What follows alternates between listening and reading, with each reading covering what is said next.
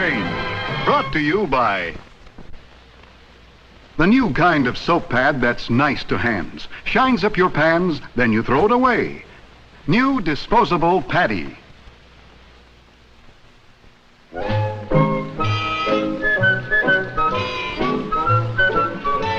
as the tiger came crashing through the brush, the Siamese prince raised his rifle and then froze in terror.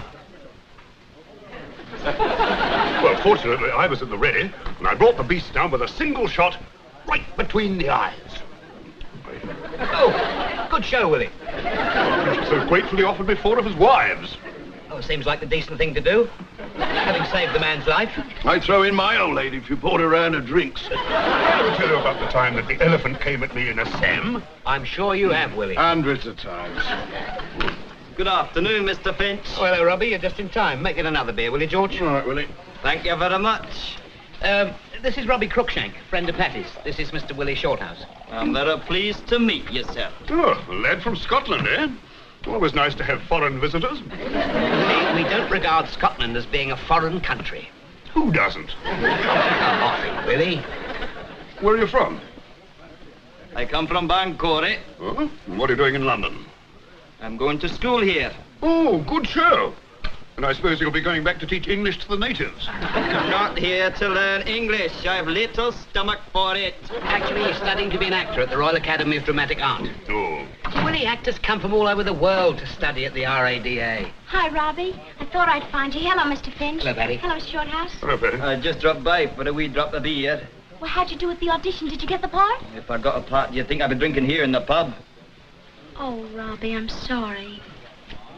It's hopeless, Patty. I'm afraid I'll ne'er be an actor. You're a very good actor, and they should have given you the part. With this accent, in a play by Mr. Noel Coward. Yes, that could be a little discouraging. I tell you, Patty, the English will not be content till they have everybody speaking like themselves. The lad should be flogged. Now, you've only been in London a short time. You'll get the hang of the language. Try. But the moment I sound just a wee bit English, my whole upbringing rebels and the words get caught in my throat. We Scots can be a pig-headed lot sometimes. I thought they were going to let you read for next month's production. I wouldn't dare read for that. That would be ridiculous. Now, what could be harder for a man with your accent than Noel Coward? Tennessee Williams. Tennessee Williams? Oh, no. Him and his South American accent. That's a southern accent, Robbie. Call it what you will, I near grasp it. It took 20 years to put the bars in my speech. It'll take another 20 to pick 'em out. Now, you could at least give it a try. That's hopeless, Patty. I'm going back to the Highlands where I belong. I'll play his fair. Do you mean that you'd leave school? Aye. You can't do that. Now, you can learn a southern accent. What makes you think that? Vivian Lee did it for Gone with the Wind. Just because a man wears a kilt doesn't mean he can play Scarlet O'Hara. I'll have my father send us a record to help you. He's got lots of friends with southern accents. Do you really think I can do it? Of course you can. By the time we're through, you'll sound like you've got a mouthful of ham hocks and black-eyed peas.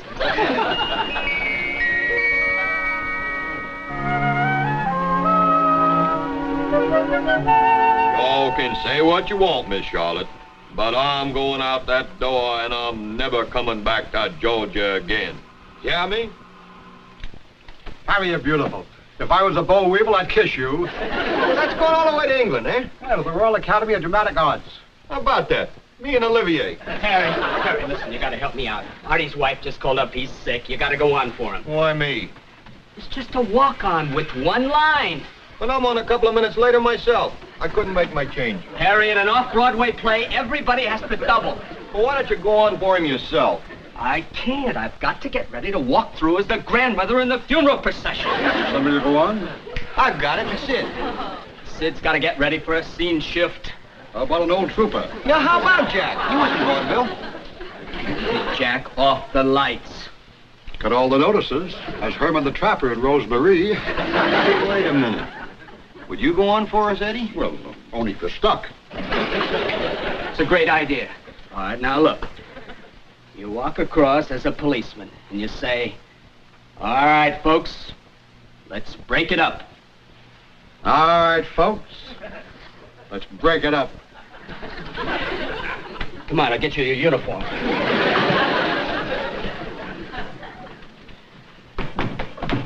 If I get any flowers, just leave them in the dressing room.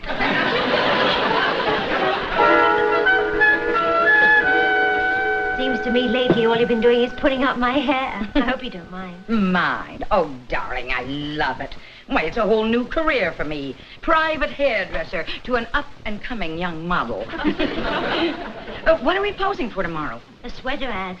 I've got to look like a typical American girl. If you want to look like a typical American girl, leave the rollers in.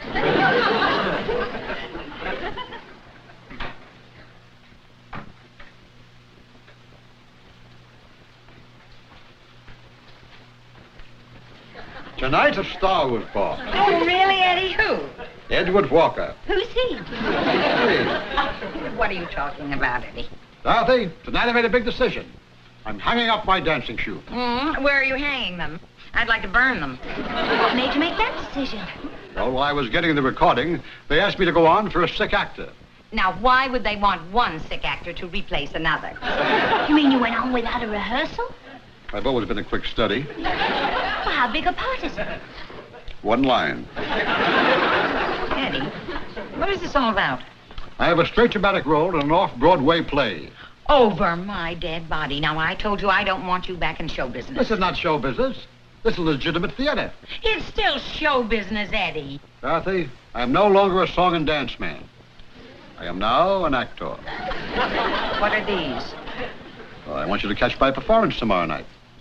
These are my house seats. Chairs, 3, 5, and 7. They're very comfortable. Oh, I'm looking forward to seeing you in the play, Mr. Walker. Thank you, Heather. Now, if you'll excuse me, we have a matinee tomorrow. Here we go again. Oh, I don't think you should worry. It's only one line. Oh, you don't know, Eddie. One line in a dramatic play, and he thinks he's ready for King Lear. It's not filling in for an actor who's sick. Yes. I hope he doesn't find out what hospital that actor's in. They'll have to put a guard on his room. Man who was a star in vaudeville isn't going to get carried away with a little thing like this. Would you please keep it down? I'm rehearsing my line. Well, there goes King Lear. All right, Neville, do it again. Y'all can say what you want, Miss Charlotte, but I'm going out that door and I'm never coming back to Georgia again. Hear me? Go ahead, Robbie. You all can say what you want, Miss Charlotte, but I'm going out that door and Out that door. out that door. Out that door. Okay, Neville, that's enough. Come on, Robbie. Let's try it again. You all can say what you want, Miss Charlotte, but I'm going out that door and I'm never coming back. It's not never coming back. It's never coming by. Neville, do you mind?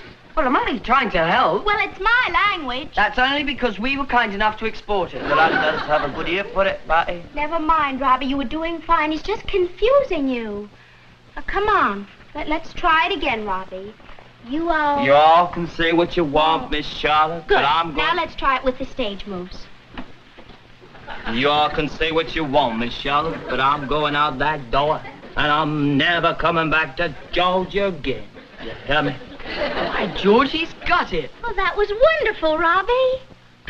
Paddy, you get the door, and I'll help Robbie with his Georgia.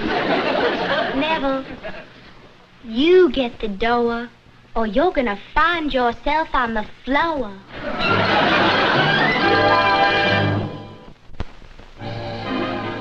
News of beauty from Helena Rubinstein. Everything's coming up tulips with Helena Rubinstein's fabulous new Tulip Fashion Stick. Fashion Stick is the famous lipstick and lip liner in one, Helena Rubinstein's own invention.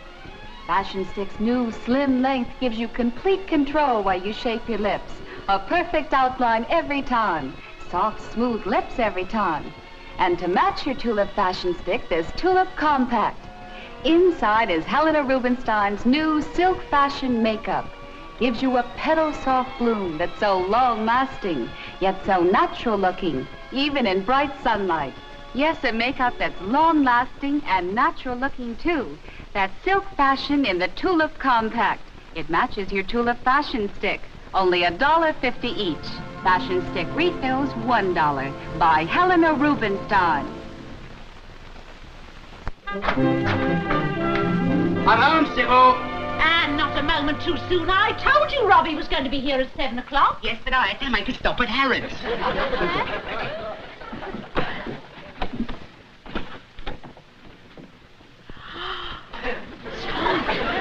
Congratulations, you all.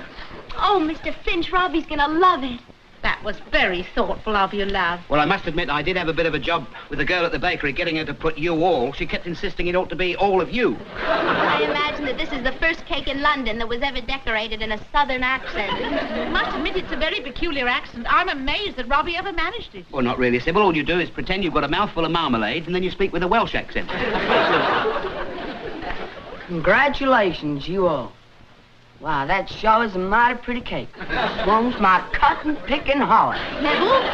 Sorry, ma'am. I should never have let Neville listen to that tape recording. Willie Shorthouse may have him deported to Mississippi. Patty, have you ever seen Robbie in a kilt? No, I haven't. Now, Neville, a Scots boy would never wear a kilt simply to take a girl out on a date. Would be a bit confusing. If they went dancing, they wouldn't know which one was supposed to lead. That'll be enough out of you. Well, you must admit that. It's a bit odd for a man to wear a skirt. I wouldn't mention it if I were you, Neville. There are still some Scotsmen I know who carry daggers in their stockings. That must be Robbie. Hello, Robbie. Evening, Patty. You're wearing a kilt. You look marvelous. Thank you very much. Good evening, Mr. Finch. Good evening, Robbie. Mrs. Finch. Good evening. Robbie, do you ever wear that to a dance? I only wear it on special occasions. Well, this is a very special occasion. Congratulations on getting the part. Yes, we're very proud of you. You'll be even prouder when you see him in the play. I'm sorry, but that will not be possible. I'll not be doing it. What do you mean? The director hasn't changed his mind, has he? No, but my father has. Your father? My father phoned me last night, and when I said, it's mighty nice to hear from your pappy, that's where I made my first mistake. Mistake? Aye, my father feels it's time for me to come home and start speaking and behaving like a Scot again. Surely you told him that was only for the play. It's not only that, Mrs. Finch. My father feels I'm being corrupted by the English. You can't go back now. You've just got your first big part at the Royal Academy. My father was reluctant to let me study acting in the first place. He did not want his son walking around the stage with makeup on his face like a girl. Well, you wear a skirt. I think it's terrible. Just tell him that you're not going to go. You don't understand, Patty. In a Scottish family, the conversation is divided. The children listen and the father talks. Well, when will you have to leave? Well, my father will be down on business tomorrow evening. We'll be going back the following day. Why don't you bring your father over here tomorrow and when he meets the Finches, maybe he'll change his mind. Oh, I didn't believe it would do much good for him to meet an English family. Well, doesn't he like anybody but Scots? Frankly, no. It's a shame my father isn't here. He does a great imitation of Sir Harry Lauder. Oh, Robbie, I can't believe your father's that stubborn. Bring him over and I'll make him a nice cup of tea. My father never takes tea.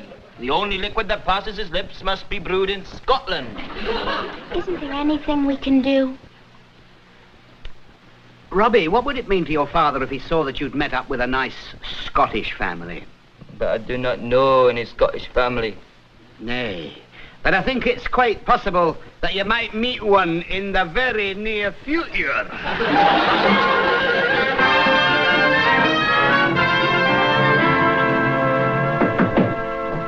5 minutes, Eddie. Oh, Stan. Yeah? How do I look? Like a policeman. The hat on too low? It's fine, Eddie. Stan, I polished the buttons. You think you better tell the lighting man? Come on, Eddie. But Stan, this is a big night for me. My family's out front. If you don't get out there, you're going to miss your cue. Now, wait a minute, Stan. I was just thinking of a new entrance. Get a load of this. Remember when I walked across the stage last night? All right, folks. Break it up. What was wrong with that? It's got nothing. But, Eddie... Here, watch this. Hi, folks. Break it up. Isn't that beautiful? Forget it, Eddie. Just do it the same way as last night. All right, Stan, we'll cut the walk. But watch this piece of business I came up with.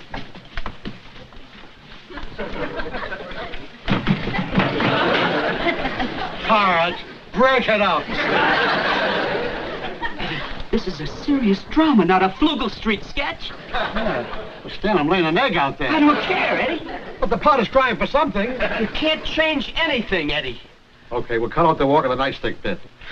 Stan, can I wear the funny shoes? Have you read this play? Of course I did.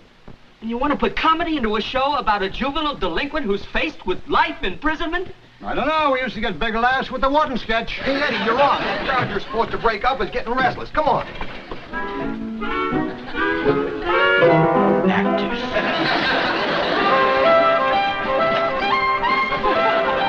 I still say, if Mr. Cruikshank ever had a cup of Sybil Finch's tea, he'd never want his scotch again. Well, I don't know, Mrs. Finch. Robbie says in Scotland they have a lot more pubs than tea rooms.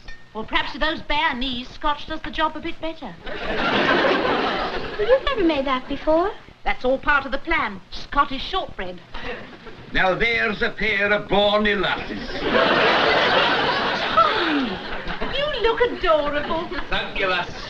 You know, when he used to be a soccer player, I always said he had the nicest legs in the whole team. Oh, really, Sybil? You look like a wee bit of a heather to me. Now, that's a very good bird, Paddy. Now, let's hear yours, Sybil. Good evening, Mr. Cruikshank. I'm happy to make your acquaintance. It's a little bit of Ireland got into your birth, Sybil. Sounded very Scottish to me. Let's face it, Sybil, you just don't have an ear for accents. Is that so? You all can do what you want, Miss Charlotte. But I'm going out that door, and I'm never coming back to Georgia again, you hear me? That's very good, Mrs. Finch. Yes, it's a pity Mr. Cruikshank comes from Bancory and not from Mississippi. Oh, that's all right. I'm sure she'll get the Scottish brogue with a little practice. We don't have time. I suggest you come down with a severe case of laryngitis, love. Tommy, you know perfectly well I couldn't stop talking for an entire afternoon. Yes. Well, I suggest you limit your conversation to an occasional aye. Good morning. Mum, could you close those windows? It's terribly drafty in here. You'll soon get used to it, Neville. Now, let's hear you have a go at a Scottish accent. There's nae I like better than to walk across a field of Scottish heather. That's very good, Neville. Thank you, Mum. Dad. Now let's hear yours. Mum. Good evening, Mr. Cruikshank. I'm happy to make your acquaintance. Sybil, you sound like a spy for the IRA. Now, Tommy, Sybil, what we've got to do is try to convince Mr. Cruikshank that his son is surrounded by Scots. Aye. Very good. Thank you, Neville. I'll go to the door. The door. Good evening, Mr. Cruikshank. I'm happy to make your acquaintance. Aye.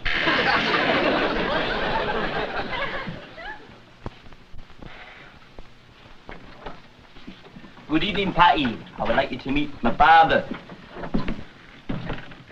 Father, this is Patty, the girl I've told you about. Good evening, lass. I'm very pleased to meet you, Mr. Cruikshank. Won't you come in? Thank you. Father, I would like you to meet my friends, Mr. and Mrs. Finch. Mum. Sir. Very pleased to meet you, sir. And their son, Neville. That him? Will you not sit down, sir? Thank you. Aye. We're about to serve some tea. Would you want to join us? Or would you prefer a wee drop... Listen, man. Thank you. Would you prefer a wee drop of scotch? Thank you. I prefer the tea, I think. I've always wanted to try it.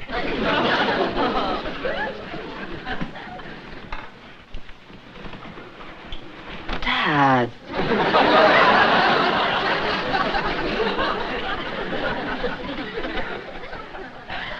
Did you have a nice journey doing, Mr. Crookshank? Aye, did you that?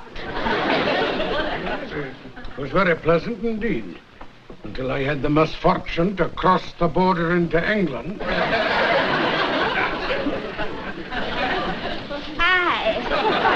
I was fortunate to have come to England and found a fine Scottish family like the Finches. It's a wee breath to hame. Where are you from? Our clan comes from Edinburgh. You do? Thank you. Robbie says that you'd like him to get up his work at the Royal Academy and get home. Which would be a pity, sir, because he's getting so good at his work. Is that not so, lass? Aye. To tell you the truth, that is my intention. I wouldn't have Robbie forget he's a Scot. No fear of that, Father. I've scarcely seen anyone but the Finches. We nae let an Englishman in the house unless he's delivering a package. True. Let him stay, sir. He's very talented. And we're very fond of him. Aye. If he's doing such good work and he's surrounded by his own people, perhaps I might reconsider. I say, Finch, I found a bakery where they make the most delicious jam tarts. Makes a man really proud to be an Englishman. Oh, sir, I didn't know you had a masquerade party going on. Shorthouse, I've told you before, deliveries ruin the back.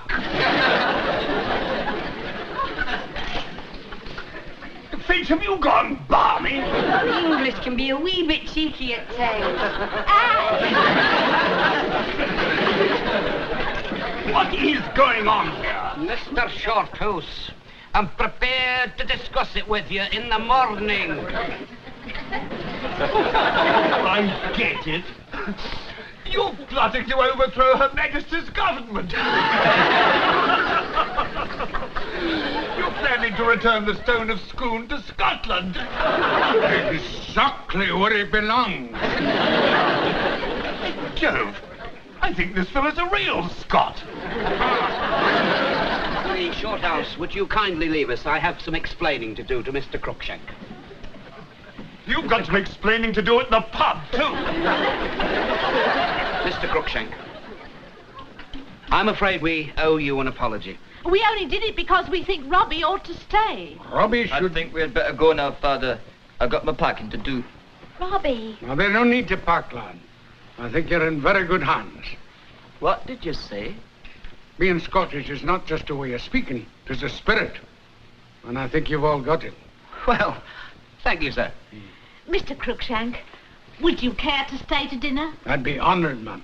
I feel I must warn you, it'll be an English meal. Well, once in a great while I sneak across the border for a wee taste of Yorkshire pudding. Not on a Brobrecht English, eh? You got the best bird of the lot. You see, Tommy? Do you mean to tell me you knew all along that we were English? You didn't have me fool for an instant, Mr. Finch. In the first place, there is no Finch clan in Scotland.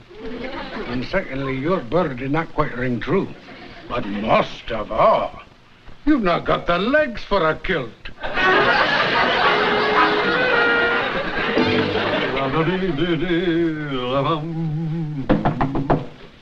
Come in.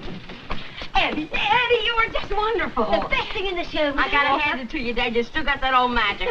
When you got it, you got it. Oh, I hate to say this, Eddie, but it was a real thrill seeing you up there on that stage. I told you it's going to be a whole new career.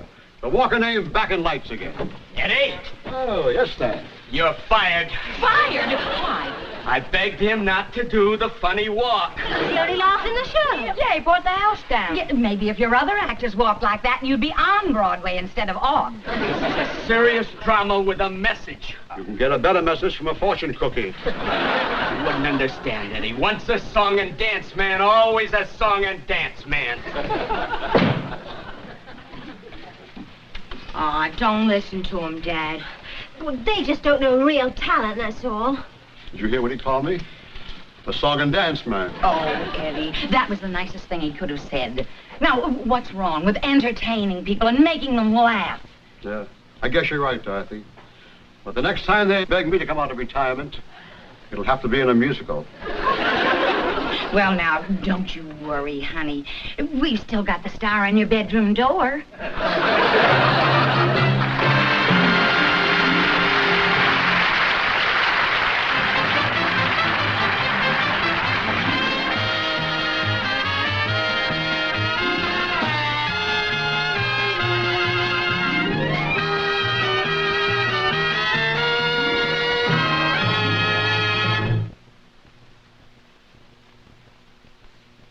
I'm a practical nurse. I work long, hard hours, so I need every bit of sleep I can get.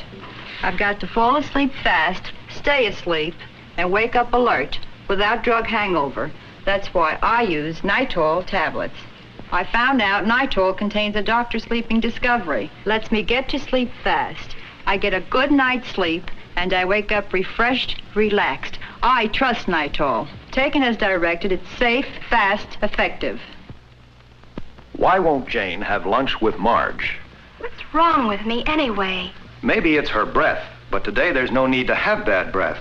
Now there's a mouthwash so effective in stopping oral bad breath, it's used professionally by over 10,000 dentists. New Green Mint stops mouth odor, not just from germs, but from smoking, beverages, even onions. And its wonderful minty taste keeps your breath fresh. Get Green Mint, used by over 10,000 dentists. Fair Exchange has been brought to you by Helena Rubinstein, creator of new Tulip Fashion Stick, the new slim lipstick and lip liner in one.